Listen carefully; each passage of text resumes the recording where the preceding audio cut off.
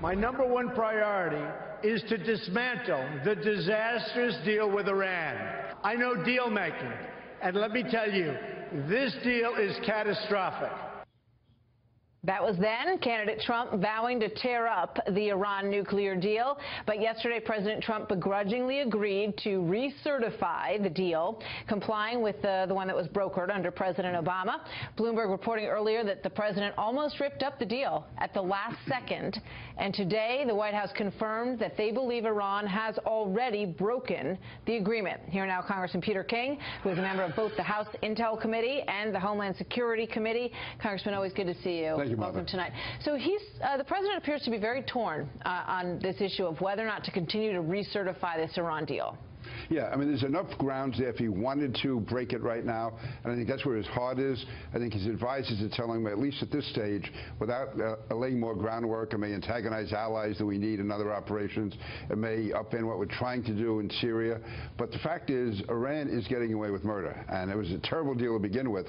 And it is tough to get out of, though, because Iran has gotten, we've given them all the money. They've gotten the money up front, and but they are, I mean, they're violating the UN resolutions on the ICBMs.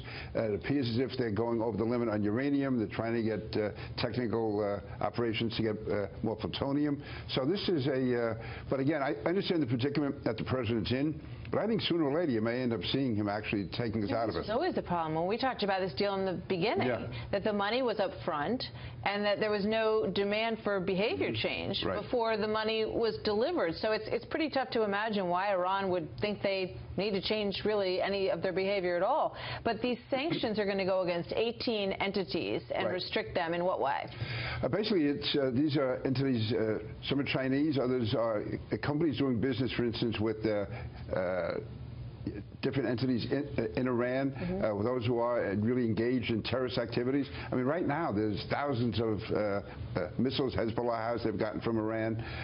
There's, again, dealings that Iran is having with Chinese entities, for instance. So we're going after them. I think there's 16 of them that we're going after.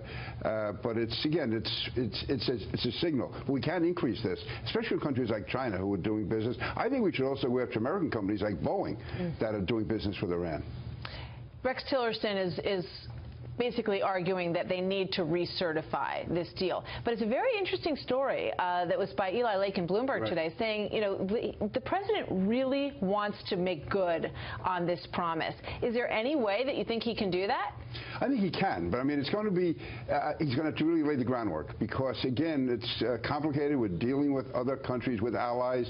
You've got to make the case to them. You make the case, at least give them enough time so it's not done like the Paris Accord. I agree with him pulling out of the Paris Accord, but to do that also with Iran would be like a double shot. And right now, the immediate benefit would not be that great. The damage could be there. But again, I think it's something we're going to have to do ultimately. And I know, I don't know for certain, but I believe that's what the president wants to do. He has to find a way to get it done. Peter King, thank you. Martha, always thank good you. to speak with you. Nice to see you here in Washington.